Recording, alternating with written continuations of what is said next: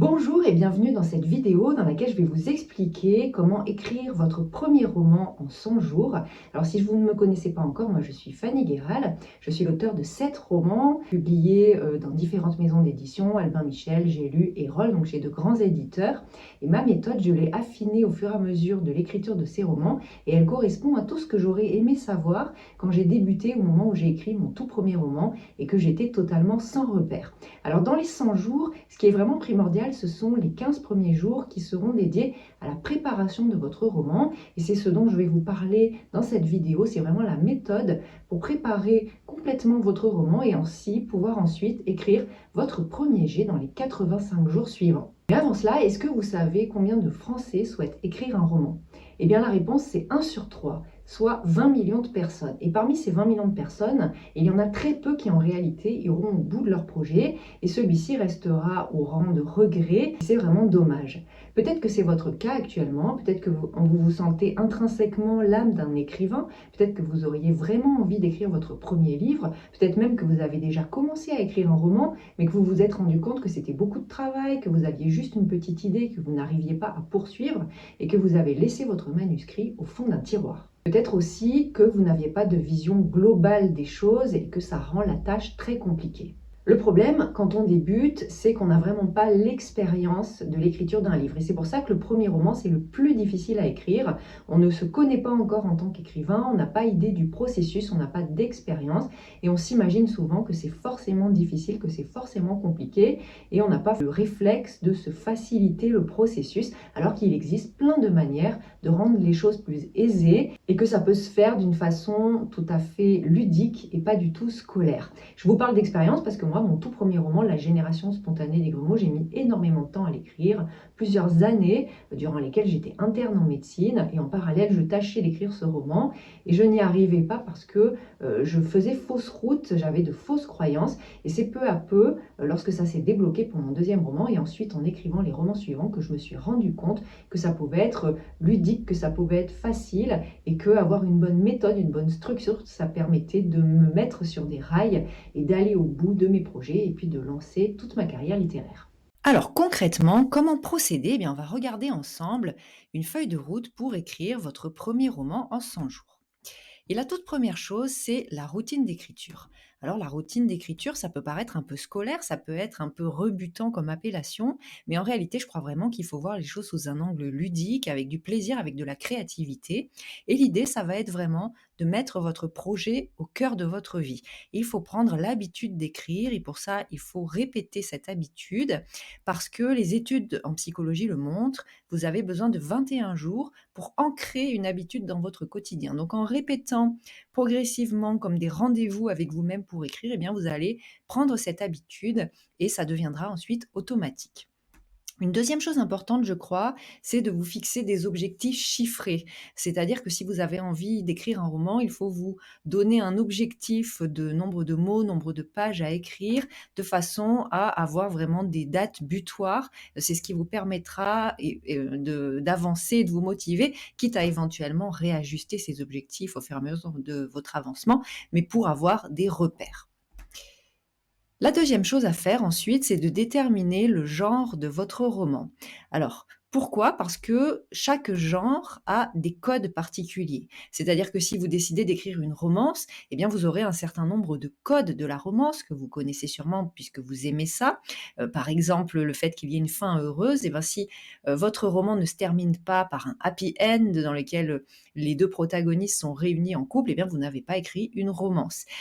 Pareil pour un polar, pour un thriller, pour la fantasy, il y a des codes et c'est important d'avoir déterminé quel genre de roman vous voulez écrire de façon à se conformer à ces codes-là afin de ne pas trop dérouter les lecteurs et à contrario, si vous avez envie, d'écrire un roman hors des codes, si vous voulez écrire un ovni ou quelque chose de non classifiable et bien là aussi, c'est important de le prédéterminer, de le savoir parce que ça vous donne une boussole, une idée de la direction dans laquelle vous voulez aller et de l'atmosphère de votre roman. Après ça, vous avez à réfléchir au thème de votre roman. Moi, je commence toujours par là. Je crois que c'est primordial le thème, le message que l'on veut faire passer et la chose que l'on peut se dire, c'est que dans un roman, il n'y a qu'un seul thème. On ne développe qu'un seul thème parce que sinon, on peut avoir tendance à s'éparpiller. Donc un seul thème principal, hein, une grande figure, quelque chose dont vous voulez parler. Par exemple, moi, dans mon dernier roman, Psy, jeune et randonnée, eh bien le thème, ce sont les relations mère-fille et donc c'est ce thème principal-là que j'ai développé et je ne me suis pas éparpillée ailleurs et s'il y a d'autres thèmes que je veux développer, ben, je les développerai dans d'autres romans. Pourquoi un seul thème? J'insiste là-dessus parce que c'est ce qui donne plus de puissance à votre message et la puissance de votre message, c'est ce qui fera que vos lecteurs et vos lectrices se souviendront de votre livre. Un thème, il est porté par le personnage principal. Votre personnage principal, votre héros, votre héroïne, c'est elle ou lui qui incarne le thème, qui lui donne une identité et qui traduit, ce thème, votre vision de ce thème au travers de ses actes et de ses péripéties. Après avoir réfléchi au genre et au thème, vous devez définir le décor et le paysage de votre roman. Alors le décor, qu'est-ce que c'est? C'est le cadre de chaque scène, c'est l'endroit, les lieux où se déroule chaque scène. Et le paysage, c'est une notion beaucoup plus large, c'est l'environnement global de votre livre. Moi, par exemple, pour Psy Jeune et Randonnée, eh bien le paysage, c'est l'île de Ré. Et les décors, bah, ce sera des scènes dans une clairière, des scènes au bord de la mer, un décor dans une villa, etc. Ce qui est important à savoir avec le décor et le paysage, c'est que vous devez travailler à les rendre organiques. Alors organique, ça veut dire tout simplement les rendre vivants, réalistes, qu'on ait l'impression que vous y êtes allé, qu'on ait l'impression d'être transporté là-bas avec vous, et puis qu'il y ait des interactions entre vos personnages et le décor et le paysage pour que ça définisse un monde très vivant et harmonieux. Après ça, vous avez besoin de choisir un point de vue narratif. Un point de vue narratif, c'est-à-dire choisir un point de vue interne, du point de vue d'un personnage ou bien externe, choisir si vous voulez écrire à la première ou à la troisième personne du singulier et puis un petit peu à part, vous avez aussi la temporalité du récit. Il faut que vous décidiez d'écrire au passé ou bien au présent. Une fois ce travail préalable-là, effectué, je vous conseille toujours de partir des personnages. Donc vous avez le thème et vous allez l'incarner dans un personnage principal et plus exactement de partir de ce qu'on appelle l'arc du personnage principal. On l'appelle aussi la sous-intrigue ou l'arc trajectoriel en fonction des auteurs en dramaturgie. Pourquoi? Parce que l'arc du personnage principal, cette sous-intrigue, c'est la ligne psychologique d'un roman et c'est elle qui définit toute l'histoire. Je précise un peu ce que j'entends par là. En dramaturgie, vous avez, essentiellement 2 grandes lignes dans un roman que moi j'appelle des lignes mélodiques et je prends toujours la métaphore de la clé de sol et de la clé de fa. La clé de sol, c'est celle qui est sur le dessus, c'est ce qu'on appelle l'intrigue. Ça correspond aux faits, aux péripéties, aux événements de l'histoire, à tout ce que votre personnage va faire dans la matière et dans le monde. Tandis que la clé de fa, eh bien, c'est la sous-intrigue, c'est la ligne psychologique d'évolution du personnage et je conseille toujours de partir par là parce qu'un roman, ça raconte toujours l'histoire d'une transformation. Et c'est cette transformation, cette clé de fa, qui va conditionner ensuite la clé de sol, les péripéties du roman. Une fois que vous avez travaillé longuement sur votre personnage principal, eh bien, vous allez vous concentrer aussi sur les personnages secondaires. Vous allez définir toute la galerie de vos personnages secondaires. Et ce qui peut être intéressant, c'est de définir aussi pour eux des petits arcs trajectoriels, c'est-à-dire une trajectoire psychologique aussi, donc en leur donnant des besoins, en leur donnant des problèmes, en leur donnant des objectifs et de développer ça au fil de votre roman. Une fois que vous avez conçu vos personnages, et vous pouvez commencer à le faire bien sûr en parallèle de la conception de votre arc de personnage principal, eh bien vous pouvez élaborer le plan de votre intrigue. Alors moi je conseille toujours d'écrire avec un plan, c'est l'éternel débat des écrivains entre les jardiniers et les architectes. Les jardiniers ce seraient les écrivains qui écrivent à partir de rien, sans aucune boussole, sans aucun plan, sans rien de prémédité, qui se lancent directement et qui écrivent sur le papier leur histoire en partant de nulle part. Et puis, à contrario, les architectes, ce sont les écrivains qui planifient tout. Alors, Ce sont aussi des clichés, c'est-à-dire que, il n'y a pas forcément de représentation ou d'incarnation d'un écrivain jardinier typique et d'un écrivain architecte complet. Et souvent, il y a 1000 nuances entre les 2 et nous sommes, et moi la première, souvent un mixte entre, l'architecte et le jardinier.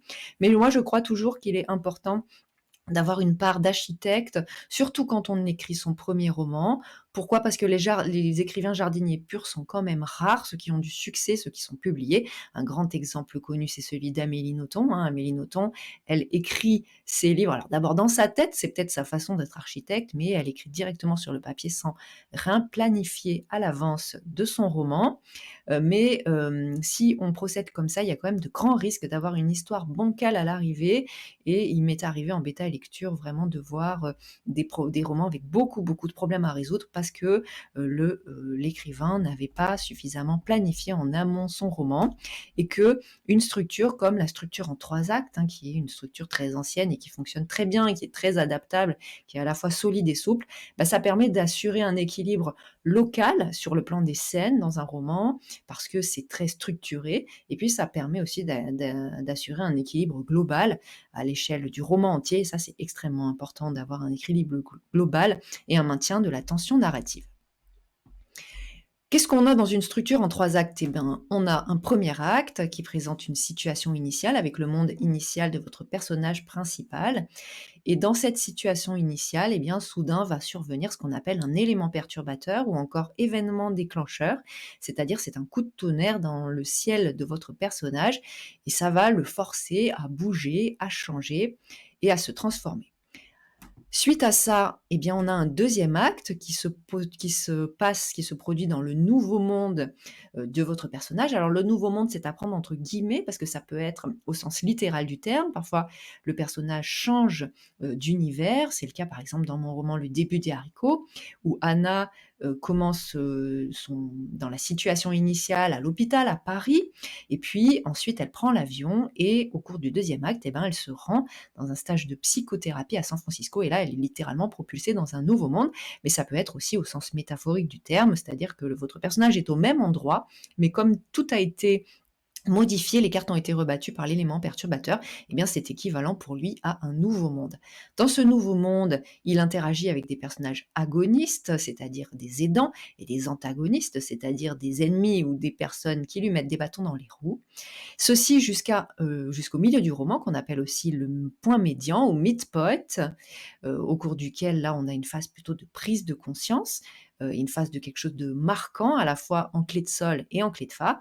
Suite à ça, on a une descente, et qui nous mène dans un état, au cours duquel tout semble perdu pour votre personnage principal. On a l'impression qu'il essuie sa pire défaite et que sur le plan psychologique, il est au plus bas. Enfin, dans le troisième acte, vous avez le climax, c'est-à-dire le point le plus haut de l'histoire, le feu d'artifice, tant en clé de sol qu'en clé de fa, hein, c'est toujours, parallèle, et puis c'est suivi d'une résolution au cours de laquelle vous bouclez toutes les boucles de votre roman. Voilà pour l'intrigue, la structure de l'intrigue de votre roman. J'ajoute ici une petite mention sur le premier chapitre pour vous dire que le premier chapitre de votre roman, vous devez en prendre grand, grand soin. Pourquoi? Parce que c'est la porte d'entrée vers votre roman, et cette porte d'entrée, elle va être empruntée à la fois par les lecteurs, notamment sur les plateformes numériques, quand ils vont feuilleter votre roman. Ça va les aider à se décider en un paragraphe, en quelques pages. Ils vont choisir de poursuivre leur lecture ou non, d'acheter votre livre ou non, hein, en utilisant la fonction d'extrait ou de feuilleter sur les plateformes numériques. C'est aussi une porte d'entrée pour les éditeurs, parce que c'est ainsi que votre éditeur futur potentiel va se décider à envoyer ou non votre roman en lecture chez ses lecteurs ou en comité de lecture. Les éditeurs, il faut savoir qu'ils lisent toujours les romans qu'ils leur sont envoyés, qu'ils lisent toujours au moins le début.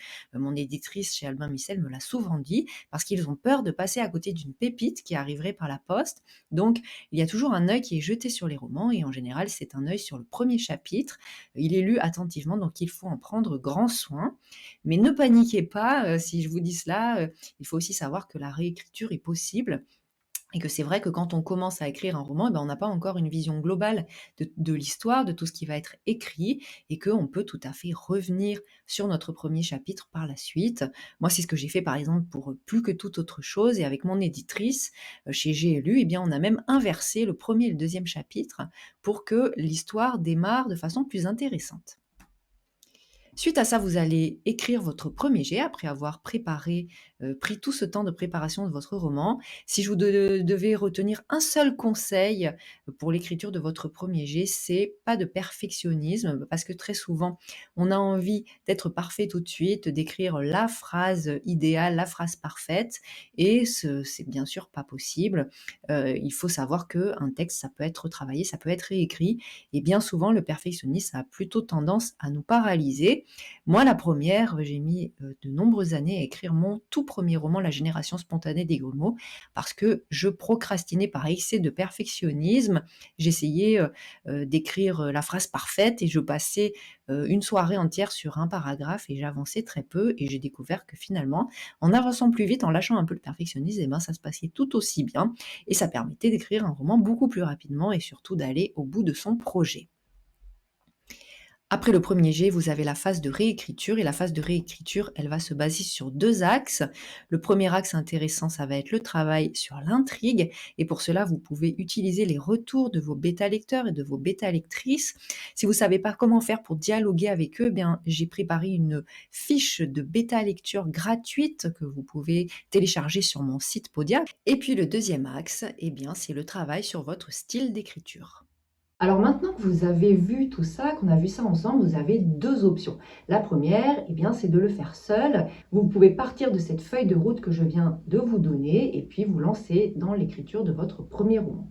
Mais le problème, c'est que vous avez peut-être besoin de plus de détails, que vous auriez besoin d'en savoir plus dans la lignée de ce que je viens de vous expliquer. Peut-être que vous avez besoin d'exemples, que vous avez besoin de motivation. Et la deuxième option que je vous propose, c'est donc d'aller plus loin avec l'une de mes formations best-seller qui s'appelle 100 jours pour écrire votre premier roman. Comme je vous l'ai dit, dans cette formation-là, j'ai vraiment mis tous les conseils que j'aurais aimé recevoir lorsque je me suis lancée, tout ce qui m'aurait permis de prendre des raccourcis, de gagner du temps, d'être efficace et d'avoir un premier roman qui soit réussi, alors que mon premier roman que j'ai écrit pendant très longtemps, eh bien, au final, il n'était pas très réussi, il avait beaucoup de défauts et c'est très dommage parce que ça aurait pu être rectifié s'il avait corrigé le tir dès le début. Cette formation, je l'ai conçue pour qu'elle soit digeste, pour qu'elle soit facile à suivre sous forme de vidéos courtes au sein de plusieurs modules, pour que vous puissiez la suivre en une demi-journée. Et de cette façon-là, vous aurez toutes les clés en main pour vous lancer. Dans cette formation, je vous motive et je vous parle comme un ami ou une amie qui me demanderait un coaching sur ce sujet.